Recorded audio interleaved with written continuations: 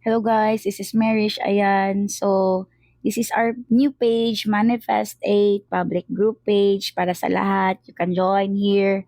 Open po ito sa lahat. You can post, magtanong, or share any thoughts here sa page na to with all the freedom, respect, and fair conscience lang talaga guys.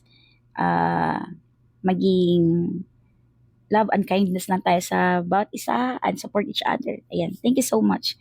And ayun, ang purpose ng video na to is to answer one of the members here na nagtanong kung saan daw malulocate yung fortune natin sa birth chart natin. So dito po siya nagtanong sa isa sa mga post ko. Yan, fortune in your natal chart. If you want to know how you can access success, look your sign in your fortune. So, si Miss Paula pala yung nagtanong sa atin guys, paano po malaman ang fortune sa natal chart? So first guys, kailangan natin pumunta sa Google at mag-produce na sarili nating birth chart. Yung kadalasan kong ginagamit or pinupuntahan is si astro-seek. Yan, .com.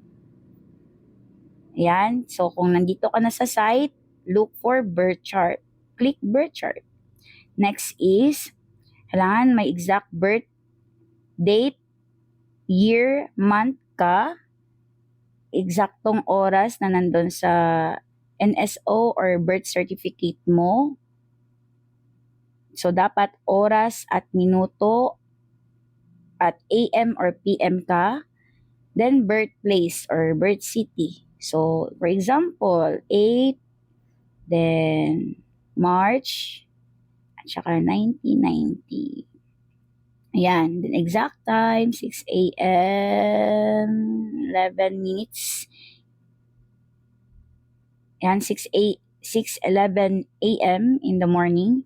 Birth city, Cebu City, for example. Then, calculate chart. Ayan. Then, you have produced your own chart. O, kasi sarili mo yung information.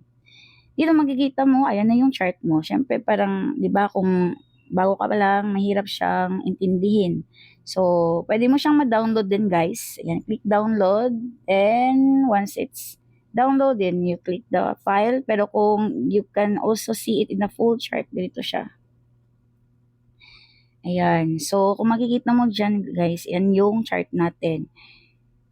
Punta tayo dito sa bandang left side, baba. So, ito yung placements natin, yung Sun, Moon, Mercury, Venus, Mars, and etc. So, kung makikita mo sa bandang baba, makikita mo si Chiron, ito.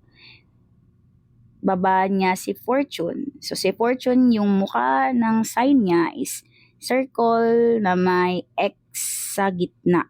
So, ito.